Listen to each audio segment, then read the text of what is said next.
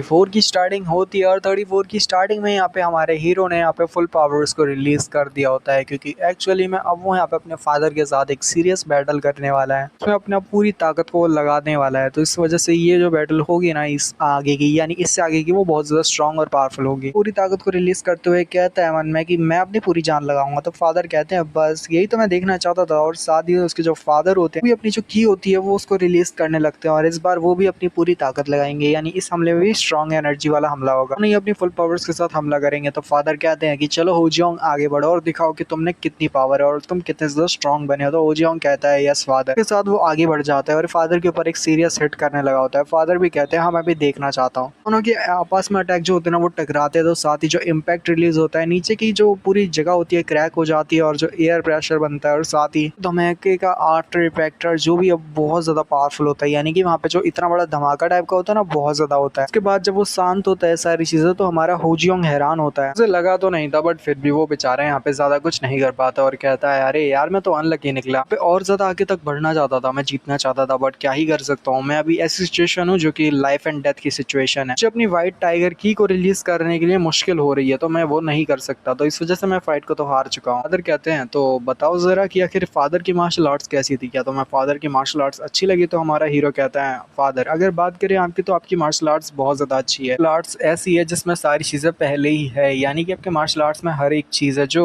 यहाँ पे कंप्लीटनेस बनाती है। इसको कहते हैं क्या कंप्लीटनेस मतलब। तो साथ ही हीरो कहता है हाँ फादर मैं बताना चाहता हूँ कि यहाँ पे जैसे कि एजिलिटी होती है, स्ट्रेंथ होती है, टेक्निक होती है, डिफेंस अटैक और काउंटर होता है, ये सभी चीजें जो होती है अगर यहाँ पे आप उसको ठीक से एक ही ओवर और इनको संभाल के एकदम तरीके से इस्तेमाल करना जानते हो तो वो उसे एक तरह से कंप्लीटनेस भी कहती है। यानी कि मतलब आप पूरी तरह से अच्छे से इनकी हमलों को और यहाँ पे इसको समझ चुके हो, और यानी कि इसको समझना यानी कि आप एक तरह से कंप्लीट हमला और की को रिलीज कर सकते हो। मार्शल आर्ट जो है ना आपकी बहुत ज्यादा ही कंप्लीट है, इसमें आपने मास्टरी हासिल कर लिया। नहीं ना आपकी तो कोई वैसे स्टाइल है बट फिर भी आपकी कोई वीकनेस भी नहीं है, मार्शल परफेक्ट बनाता है। तो फादर कहते हैं क्या इसने मेरे को फाइट करते हुए देख लिया कि आखिर मेरी मार्शल आर्ट्स क्या है, और मेरी मार्शल आर्ट्स परफेक्ट है, कंप्रीहेंशन में भी बहुत ज्यादा अच्छा हो रहा है, यानी कि बस फाइट करने से मार्शल आर्ट्स के बारे में पता करना बड़ी बात होती है। फादर थोड़ा सा साइड हटते हुए कहते हैं कि ये तो बहुत ज्यादा अच्छा है, तुमने तो कमाल कर दिया। तो हमारा हीरो कहता है कि यस फादर, ये जो मार्शल आर्ट जो मैंने बताया है ये वही आपके अंदर है, यानी कि कंप्लीटनेस मार्शल आर्ट्स। तो फादर यहाँ पे एक जगह पे हाथ रखते हुए कहते हैं कि सच बताऊं तो मैं तुम्हारी ग्रोथ को इसीलिए देखना चाहता था, तो मैं आगे बढ़ते हुए और तुम्हारी मार्शल आर्ट्स को इसलिए देखना चाहता था क्योंकि मैं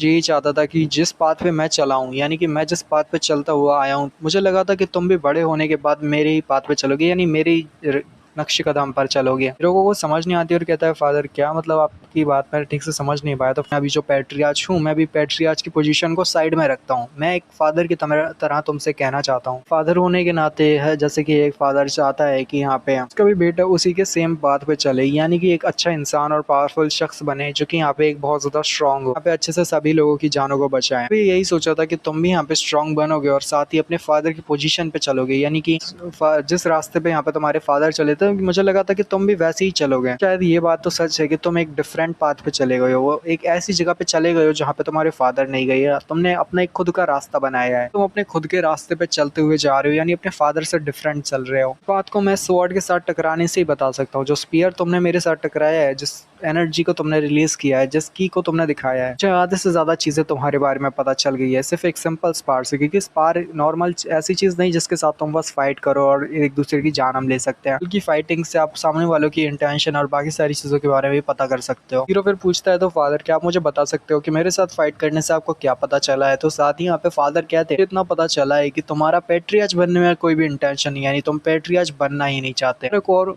मतलब कोई और ही मकसद है जो कि यहाँ पे तुम उसे करना चाहते हो। तो इस मकसद को तुम कंप्लीट करने के लिए स्ट्रॉन्गर बनना चाहते हो। पहले मुझे ये लगा था कि तुम स्ट्रॉन्गर बन के पैट्रियार्च की गद्दी को हासिल करना चाहोगे, यानी स्ट्रॉन्ग बन के पैट्रियार्च बनना चाहोगे, बट नहीं, शायद ये कंफर्म कर लिया है कि ऐसा कुछ भी नहीं है। तुम यहाँ पे पैट्रियार्च बनने के इंटेंशन रखते ही नहीं है। आज के दिन कंफर्म ये भी किया है कि तुम्हारा जो ग्रीन माउंटेन यॉन क्लैन है ना उसमें यहाँ पे रहने का भी ज्यादा कोई वैसा नहीं, तुम ग्रीन माउंटेन यॉन क्लैन को यहाँ पे अपनी हिस्सा नहीं बनाना चाहते, कि तुम यहाँ पे सारे लोगों को बताना चाहते हो कि ग्रीन माउंटेन यॉन क्लैन क्या है, को पूरी तरह से एक्सटेंड करना चाहते हो पूरे वर्ल्ड में। ये जो स्पार है ये इसी की वजह से हुआ है जैसा मुझे पता चला है। तुम यहाँ पे यॉन क्लैन का सपना नहीं बल्कि पूरी दुनिया का सपना देखते हो। तरह से the position of vice patriarch, यानी वाइस पैट्रियार्च की पोजीशन को। मैं भी देखना चाहूंगा हो जियोंग कि आगे चल के तुम्हारी मार्शल आर्ट्स में जो प्रोग्रेस है वो कितनी ज्यादा होने वाली है। हीरो कहता है क्या पैट्रियार्च वाइस पैट्रियार्च, भी बहुत ज्यादा हैरान होता है कि आखिर ये हुआ क्या एक सेकंड के लिए, और उसे यहाँ पे नई पोजीशन के बारे में पता चला। फादर कहते हैं कि वैसे एक पेरेंट को भी यहाँ पे नहीं पता होता कि चाइल्ड का फ्यूचर क्या होगा। यहाँ पे जो चाइल्ड होता है वो खुद ही अपने फ्यूचर को डिसाइड करता है कि आखिर उसे क्या करना है, तो वो खुद से डिसाइड कर सकता है। फादर फिर आगे गुजर जाते हैं और जाते जाते कहने लगते हैं मैंने तुम्हारी मार्शल आर्ट्स को भी देखा, तुम्हारी मार्शल आर्ट्स बहुत ज्यादा इंप्रेसिव है। मैं चाहूंगा कि आगे भी तुम मेरे साथ स्पायर करना, अगर तुम्हें लगता है कि तुम पहले से स्ट्रॉन्गर हुए हो तो मुझे भी तुम्हारी मार्शल आर्ट्स दिखाना, मैं भी बहुत ज्यादा एक्साइटेड होऊंगा। इसके साथ हमारे हीरो के जो फादर होते हैं आगे गुजर जाते हैं और हमारा हीरो फादर को जाते हुए देखता है, और साथ ही जब वो जाते हुए देख रहा होता है तो वो कहता है फादर। देखते हैं कि अब ये क्या बोलेगा, तो साथ ही यहाँ पे फादर से हमारा हीरो बोलता है। जियोंग कहता है कि हाँ माना कि फादर हम दोनों के जो रास्ते हैं वो दोनों ही अलग हैं, यानी कि मैं अब अलग पाथ पे चल रहा हूँ और आप जिस रास्ते पे चल रहे हो वो भी डिफरेंट है। मेरा जो दिल है वो एक बात तो साफ है कि वो इस जगह पे यानी कि इसी जगह पे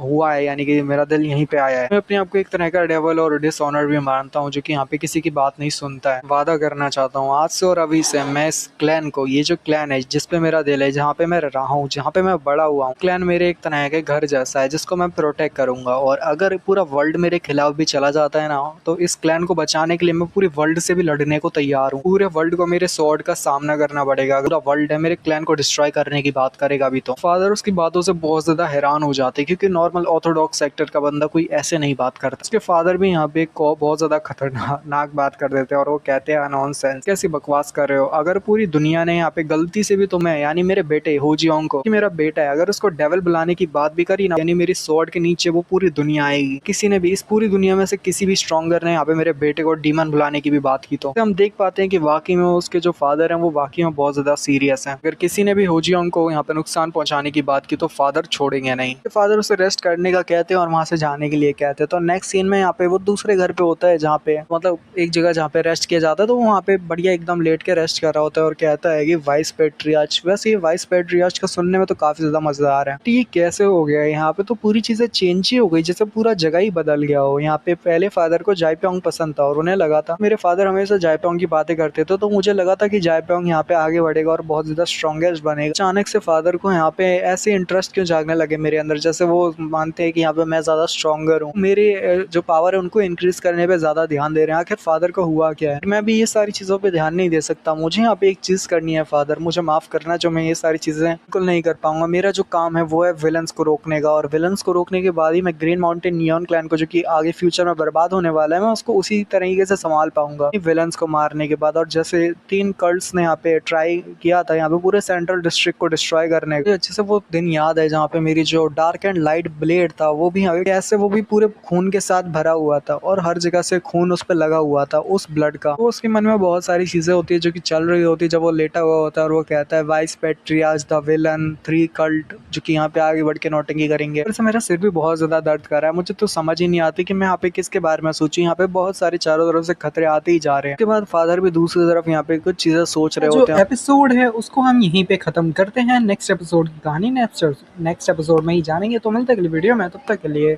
sayonara, peace out, bye bye.